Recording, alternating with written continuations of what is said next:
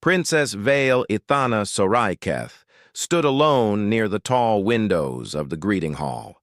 Outside, ships moved slowly through the darkness of space. Lights blinked on distant stations. Stars burned cold and far away. She had seen this view 1,000 times before.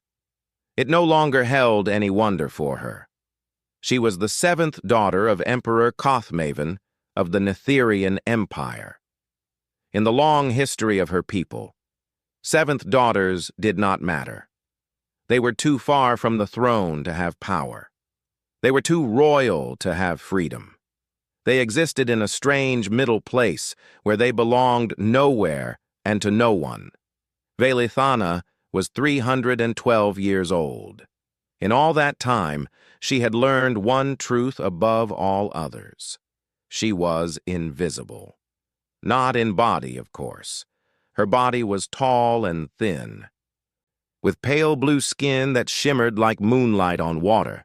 Her eyes were large and silver, and her hair fell past her shoulders like strands of white silk. She looked like a princess. She dressed like a princess. She walked and spoke and smiled like a princess. But no one ever saw her. At diplomatic events, ambassadors would bow to her and then turn away before she finished speaking. At family gatherings, her own brothers and sisters would call her Seventh instead of her name. Her father, the emperor, had not spoken directly to her in 47 years. She was a tool for small tasks. She was sent to greet minor delegations.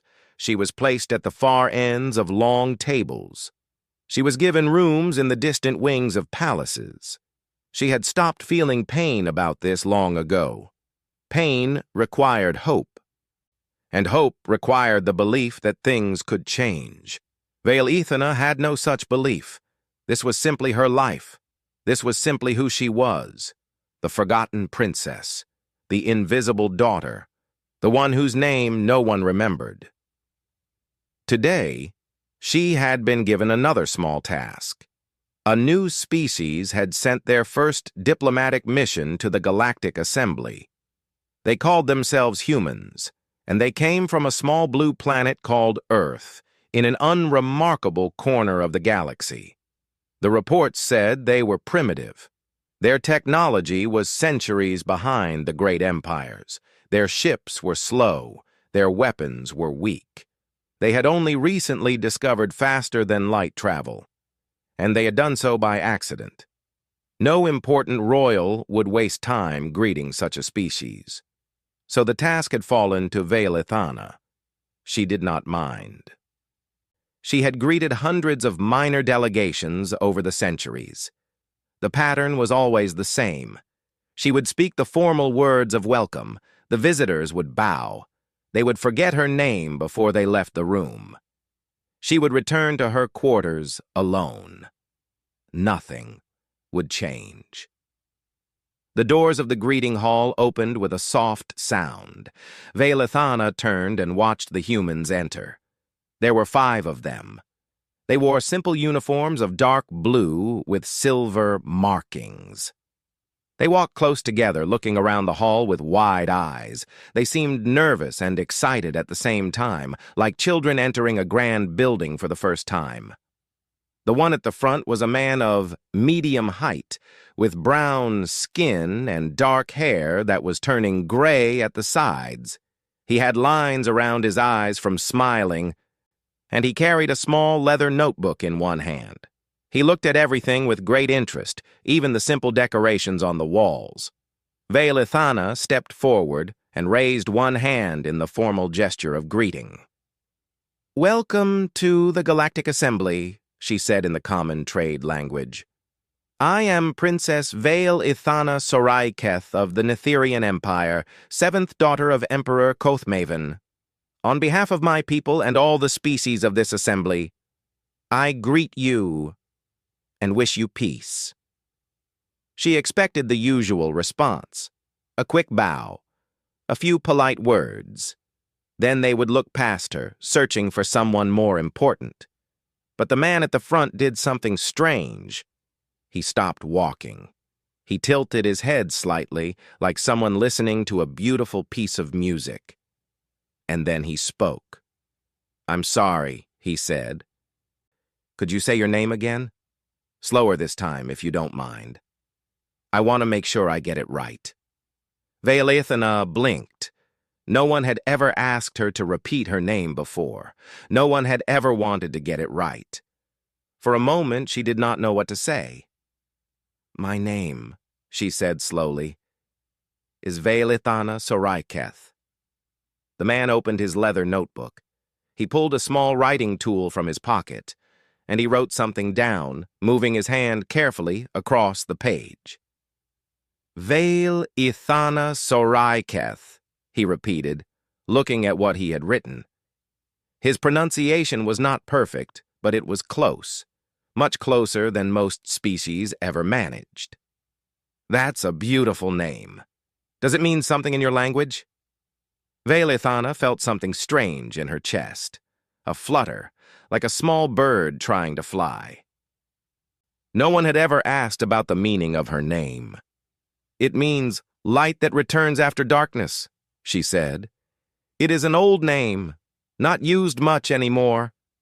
The man smiled warmly. "I like it. I'm Danny Cortez, by the way. Ambassador Danny Cortez, officially, but just Danny is fine. I'm the head of Earth's first delegation to the Assembly."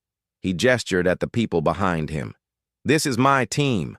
We're all very happy to be here." He put his notebook away and looked at her with genuine attention. Not through her. Not past her.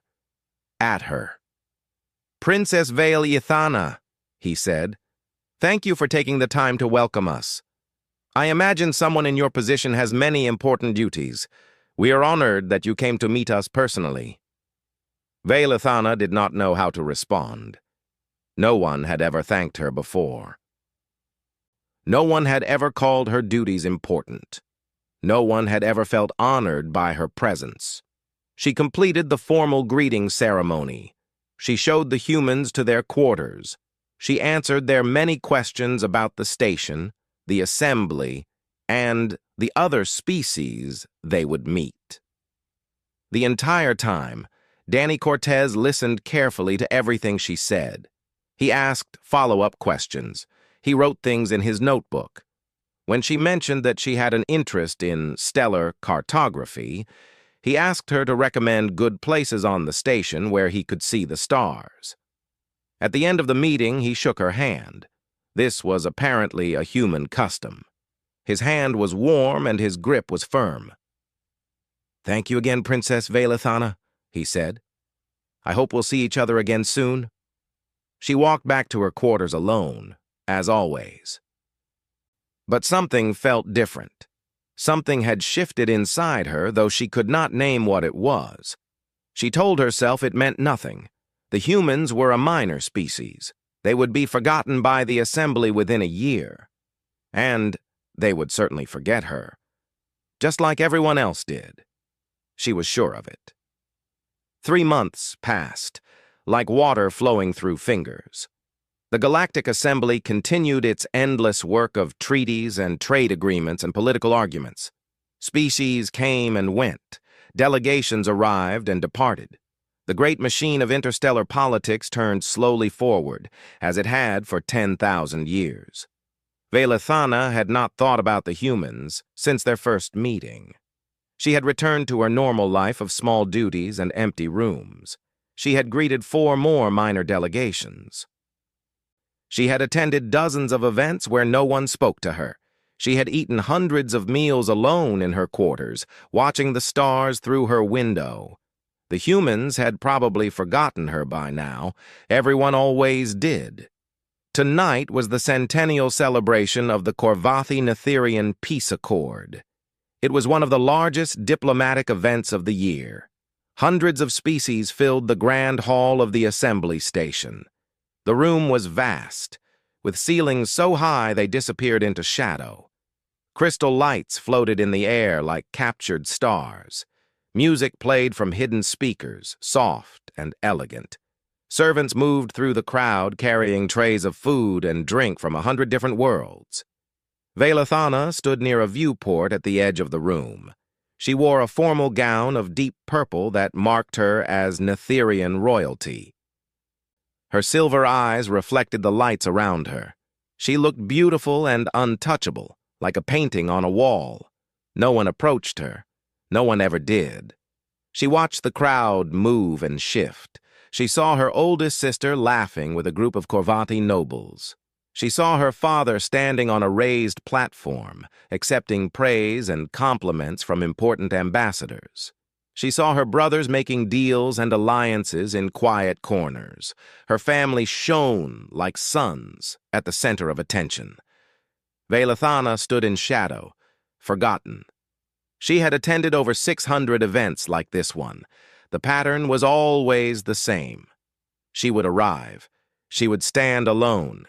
She would leave when the crowd began to thin. No one would notice her arrival or her departure. She was a ghost, moving through a world of the living. She thought about leaving early. Her quarters were quiet, at least. She had books there and star charts and the comfortable silence of solitude. There was no point in staying here, surrounded by people who did not see her. She was about to turn toward the doors when a voice cut through the noise of the crowd. "Princess Velathana Soraiketh!" The voice was warm and clear. It spoke her name loudly, without shame or hesitation. Every syllable was pronounced correctly. The sounds rolled through the air like music.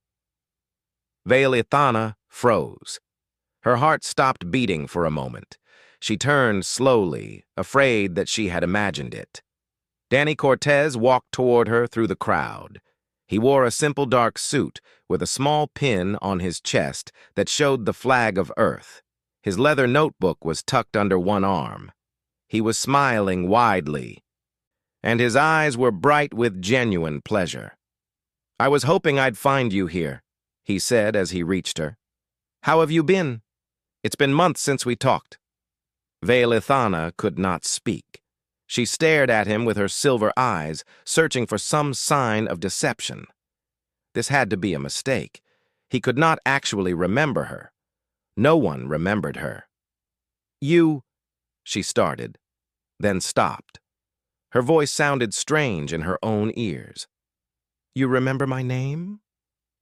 Danny looked confused by the question. "Of course I remember your name. Why wouldn't I?" "Because no one ever does." The words came out before she could stop them. They hung in the air between them, heavy with centuries of loneliness. Velathana felt her face grow warm with shame. She should not have said that. It was not proper. It was not dignified. But Danny's expression changed. The smile faded, replaced by something softer, something like understanding. "That's terrible," he said quietly. "I'm sorry, that must be very lonely." No one had ever said they were sorry before. No one had ever acknowledged that her invisibility was wrong. Velathana felt something crack inside her chest, like ice breaking on a frozen lake. "I brought you something," Danny said. He reached into his pocket and pulled out a small paper cup with a lid on top. Steam rose from a tiny hole in the lid. "It's called coffee. It's a drink from Earth. I mentioned it once to someone from the Korvati delegation, and they looked at me like I was insane. But I thought you might want to try it. You seemed curious about human culture when we first met." Velathana took the cup. It was warm in her hands. A strange, rich smell rose from the hole in the lid. "I remember you said you were interested in stellar cartography," Danny continued. "Have you had a chance to see the new maps from the Outer Rim survey? I heard they discovered some amazing nebulae out there." She had mentioned her interest in stellar cartography once, 3 months ago, in a conversation that lasted less than 10 minutes. He remembered. Yes," she managed to say. "I have seen the new maps. The nebulae are beautiful. I'd love to hear about them sometime if you're willing to share. I don't know much about astronomy, but I find it fascinating. Danny talked to her for over an hour. He asked about her work, her interests, her opinions on the assembly. He told her about Earth, about the blue oceans and green forests, and the way the sun looked when it set over the mountains. He introduced her to two other members of his delegation who had come to the celebration, and they both called her by her correct name, without hesitation. For the first time in longer than she could remember, Velathana laughed. It was a small sound, rusty from lack of use, but it was real. When the celebration began to end and the crowd started to leave, Danny shook her hand again. "This was wonderful," he said. "I really hope we can talk again soon, Princess Velathana." She watched him walk away through the thinning crowd. Her hand still felt warm where he had touched it. The coffee cup was empty, but she held onto it anyway. Something had happened tonight. Something she did not fully understand. A human.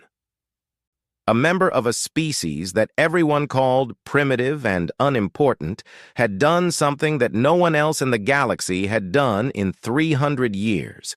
He had seen her. He had remembered her. And he had come looking for her.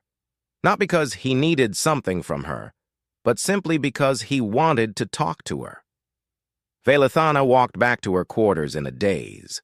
She placed the empty coffee cup on a shelf beside her star charts. She stood at her window and looked out at the darkness of space. For the first time in centuries, she felt something that she had forgotten how to feel. She felt hope. Velathana began to visit the human delegation. She told herself it was only curiosity. Humans were a new species. It was natural to want to learn about them. It was part of her duty as a member of the royal family to understand the new cultures that joined the assembly. There was nothing strange about her visits, nothing personal, but she knew this was a lie.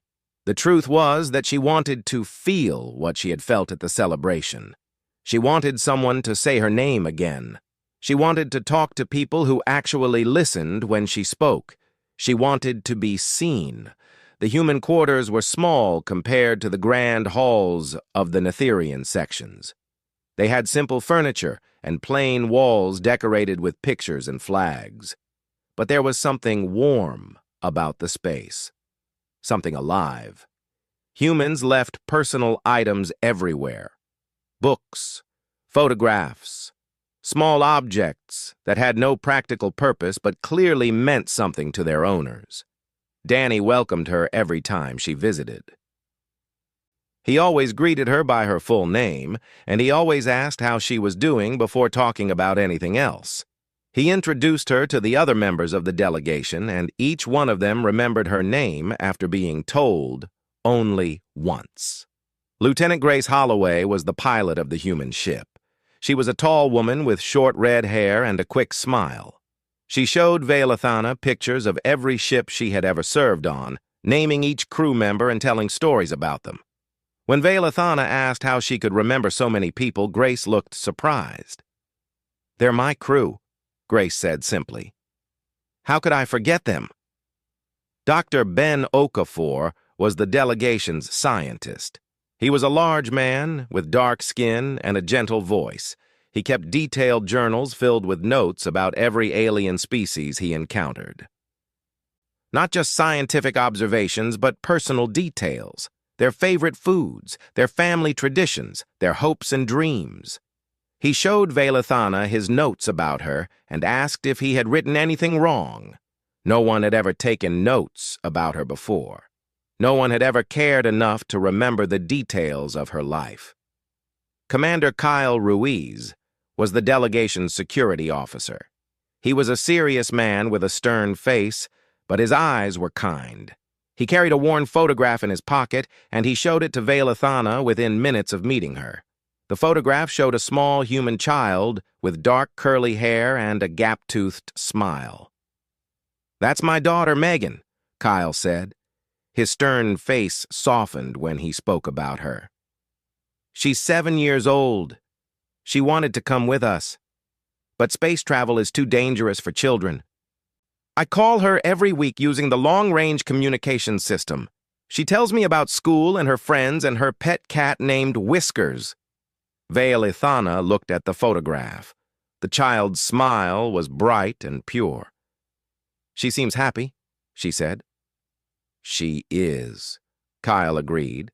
She's the best thing that ever happened to me. Over the weeks that followed, Veilithana learned more about humans. She learned that they celebrated something called birthdays, where friends and family gathered once a year to remember the day a person was born. They gave gifts. They sang songs. They made the person feel special and loved. She learned that humans kept photographs of people they cared about, carrying their images across the vast distances of space so they would never be forgotten.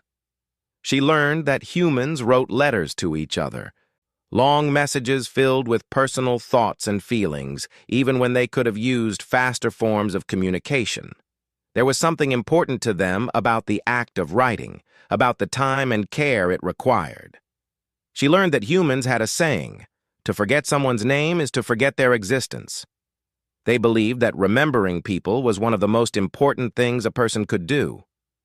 On Earth, Danny explained one evening, we have a word for people who forget names and faces easily. We call them rude. It's considered a social failure, a sign that you don't care about others. Veilithana sat in silence for a long moment. She thought about the 300 years she had spent among her own people. She thought about the countless times her name had been forgotten, mispronounced, or simply ignored.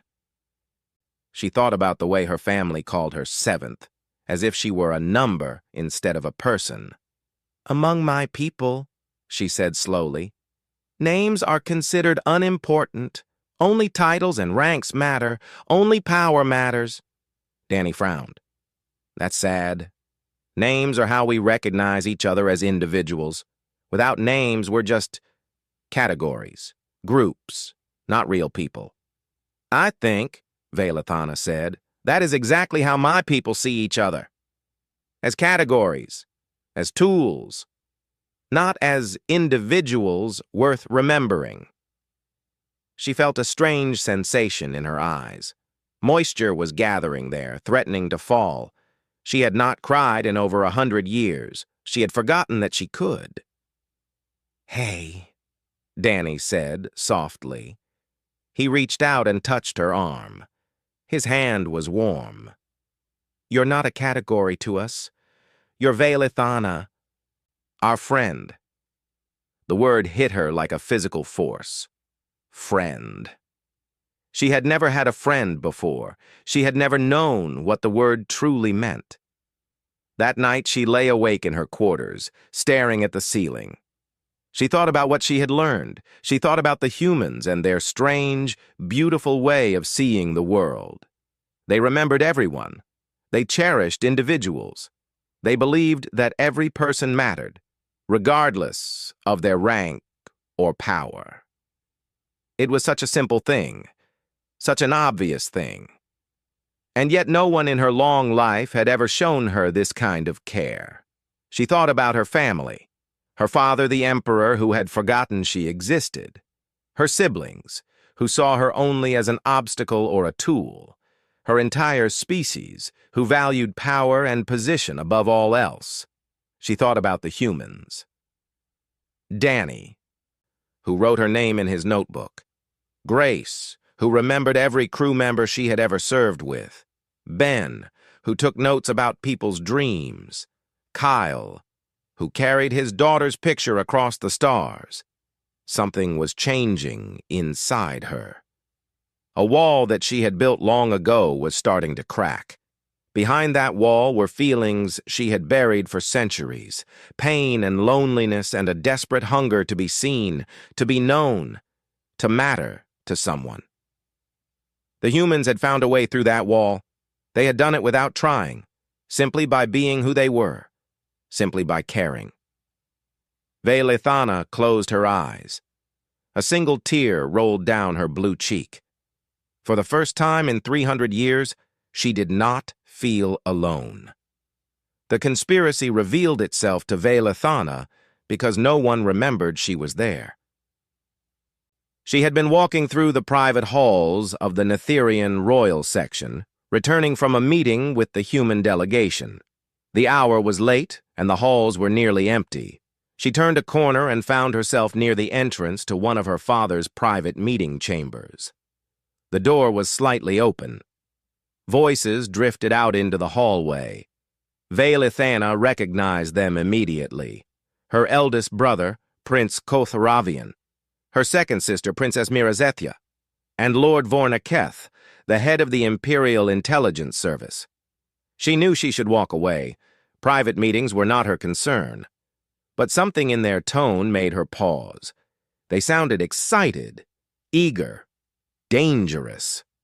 "The plan is perfect," Lord Vornaketh was saying. "We strike during the Assembly's opening ceremony next week. The humans will be blamed for the attack. Their primitive technology will make them easy targets." "And the evidence?" Prince Kotharavian asked. "Already prepared. We have fabricated communications, falsified weapon signatures, and 3 witnesses who will testify that they saw humans planting the explosives.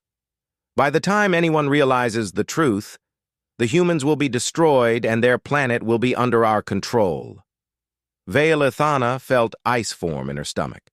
She pressed herself against the wall, barely breathing, listening as her family discussed genocide. The plan was simple and terrible. A faction within the Netherian court had grown afraid of humanity's rapid advancement. The humans were primitive now, but they learned quickly. Too quickly. In a few centuries, they might become a real power. Better to destroy them now, while they were still weak. The attack would target the Korvathi delegation as well, making it look like the humans had tried to reignite the old war between the Korvathi and Netherian empires. Both species would demand justice. The humans would be wiped out, and the Netherian empire would expand its influence by restoring peace. "What about our father?" Princess Mirazethia asked. "The emperor will be convinced that the evidence is real," Lord Vornaketh replied. "He trusts his intelligence service completely. He will authorize the retaliation himself, never knowing that we created the crime." Veilithana's hands trembled. She thought about Danny and his warm smile. She thought about Grace and her photographs of crew members. She thought about Ben and his careful notes. She thought about Kyle and the picture of his daughter in his pocket. Megan, 7 years old, waiting for her father to come home. They would all die. Every human on the station would be killed in the first strike. Then Earth itself would be destroyed. Billions of people who remembered names, who celebrated birthdays, who carried photographs of loved ones across the stars, all because a few members of her family were afraid of what humanity might become. Veilithana walked away in silence. No one noticed her. No one ever did. She spent 3 days alone in her quarters, struggling with her choice. If she spoke, she would be betraying her own family, her own people. She would be a traitor, and traitors in the Netherian Empire faced death or exile. Everything she had known, everything she had been, would be destroyed. But if she stayed silent, the humans would die. Her friends would die. The only people who had ever truly seen her, who had ever cared about her as a person, would be killed by her own family's hands. She thought about what Danny had said. "You're not a category to us. You're Veilithana, our friend." She thought about what Kyle had said. "She's the best thing that ever happened to me." She thought about the empty coffee cup still sitting on her shelf. A small reminder of the night someone had come looking for her simply because they wanted to talk. On the 4th day, she made her decision. The attack came during the opening ceremony of the Assembly's new session. The Grand Hall was filled with thousands of delegates from hundreds of species. The human delegation sat in their assigned section, unaware that bombs had been planted beneath their seats, but the bombs did not explode. 20 minutes before the ceremony began, Vailithana had sent an encrypted message to Danny Cortez. She had included everything she knew: the plan, the evidence, the names of the conspirators. She had told him to evacuate his people immediately and to broadcast the information across every channel in the assembly. The humans moved fast, faster than anyone expected from a primitive species. Within minutes, they had cleared their section and sealed themselves inside their ship.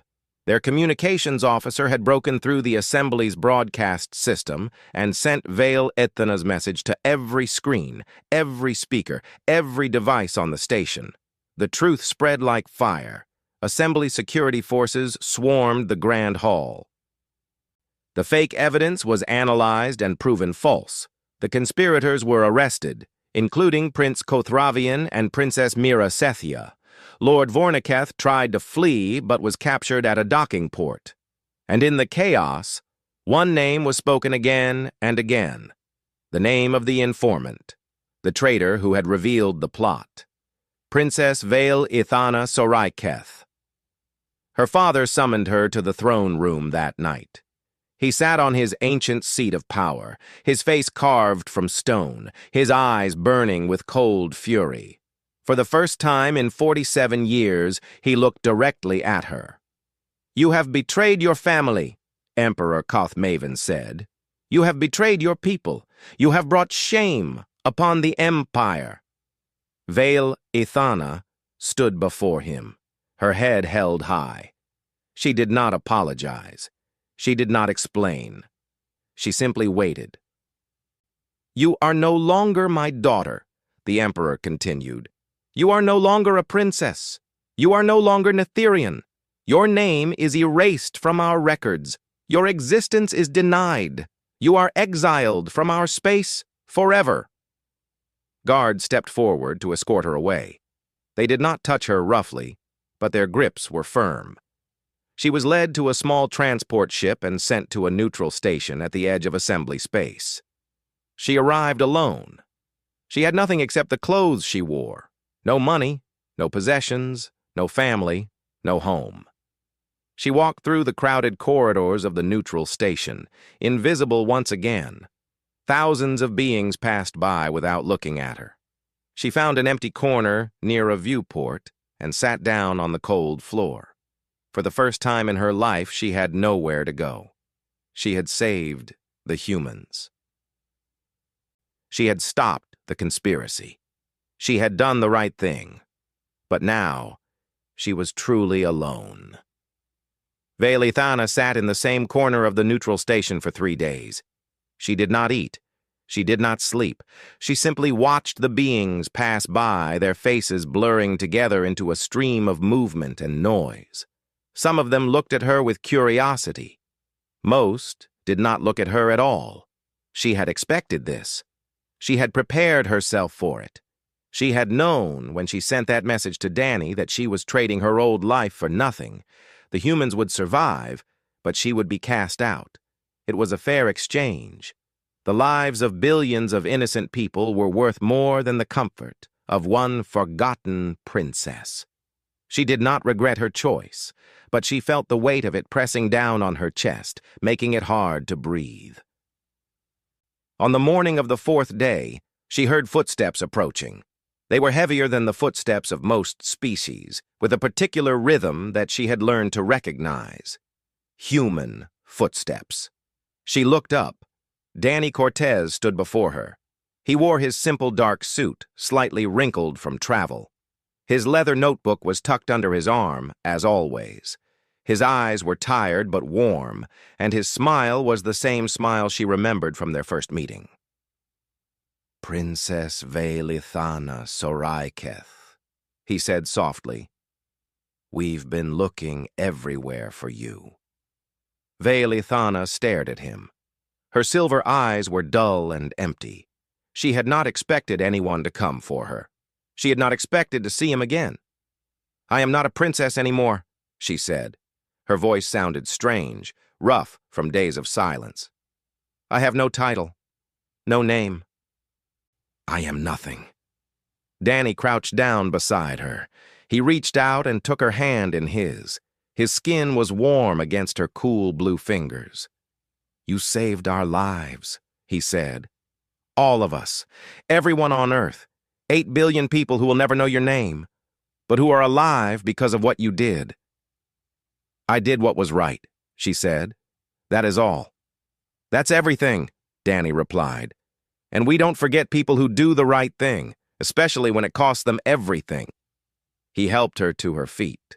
Her legs were weak from sitting for so long, and she leaned against him for support. He did not seem to mind. Earth has granted you asylum, Danny said. Full citizenship if you wanted a home. A place to belong. The United Nations voted unanimously. Even the countries that never agree on anything agreed on this. Vale Athena blinked. She could not understand what he was saying. Why would your people do this? I am not human. I am not one of you. Danny smiled. You're our friend, and we don't forget our friends. Behind him, the doors of the station opened. Grace Holloway walked through, followed by Ben Okafor and Kyle Ruiz. They all looked tired and worried, and they all looked relieved when they saw her. Grace was the first to reach her. The tall pilot wrapped her arms around Vale Athena in a tight embrace. It was a human custom called a hug. Vale Athena had read about it but had never experienced it. The warmth and pressure were strange but comforting. Don't ever scare us like that again, Grace said. We spent 3 days searching every station in this sector. Ben was next. He pulled out his journal and showed her a page covered in notes. I've been updating my records, he said. I added a new section about you, about everything you did. I want to make sure it's accurate. Would you mind checking it later? Kyle simply nodded at her, his stern face softening. My daughter wants to meet you, he said. I told her about you in my last message. She drew you a picture. He pulled a folded piece of paper from his pocket and handed it to Vale Athena. She opened it carefully. The picture showed a tall blue figure with silver eyes standing next to a small brown figure with curly hair. Both figures were smiling. Above them, in uneven letters that slanted to the right, was written, Thank you for saving my daddy.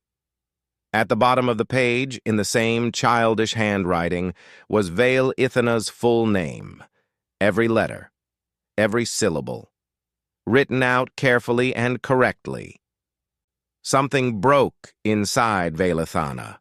All the walls she had built, all the barriers she had maintained for 300 years, crumbled into dust. Tears rolled down her blue cheeks, falling like rain. Her shoulders shook with sobs. Grace held her. Danny placed a hand on her back. Ben and Kyle stood close, their presence solid and reassuring. They did not tell her to stop crying. They did not seem uncomfortable or embarrassed. They simply stayed with her, letting her feel whatever she needed to feel. Come home with us, Danny said gently.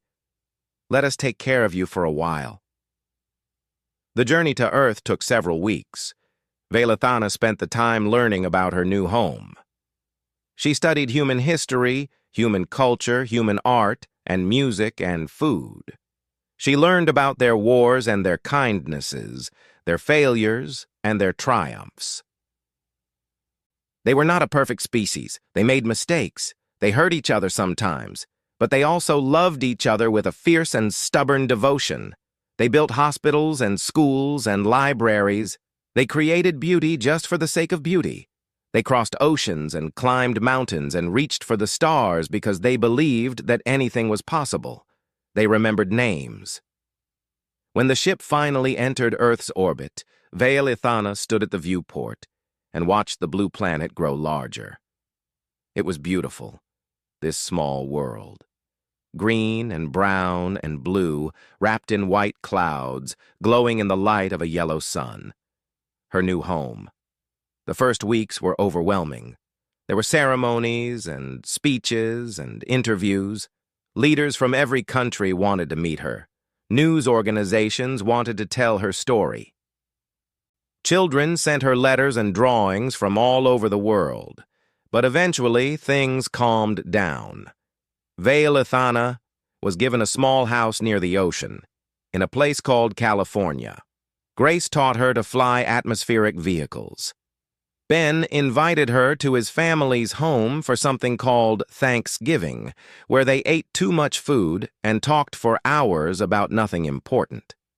Kyle's daughter Megan visited every weekend, bringing new drawings and endless questions about space. One evening, many months after her arrival, Veilithana was invited to speak at a cultural exchange event at a local university.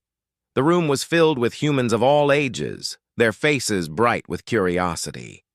When she walked to the podium, the crowd fell silent. Hundreds of eyes watched her. Hundreds of people who knew her name, her story, her sacrifice. "My name is Veilithana Soraiketh," she said, her voice clear and strong. "It means light that returns after darkness. For 300 years, I thought that name was meaningless. I thought I was meaningless. I lived among billions of beings, and none of them remembered that I existed." She paused. Her silver eyes swept across the audience. "Then I met humans, a species that everyone called primitive, unimportant, forgettable." She smiled softly. "But you remembered me. You saw me when no one else did. You taught me that every person matters. Every name matters. Every life is worth remembering." She looked down at the front row, where Danny and Grace and Ben and Kyle were sitting, where Megan sat beside her father, waving with both hands. "I spent 3 centuries learning that I was invisible," Veilithana said. "I spent 1 year with humans learning that I was wrong." She took a deep breath. Her eyes were shining, but she did not cry. She was done with tears. "My name is Veilithana Soraiketh," she said again, "and for the first time in my life, I know that someone will remember it." The room erupted in applause. The sound washed over her like warm light, like coming home after a long journey in the dark. She stood at the podium and let herself feel it, the joy, the belonging, the love. She was no longer forgotten. She was no longer invisible. She was seen, and she would never be alone again.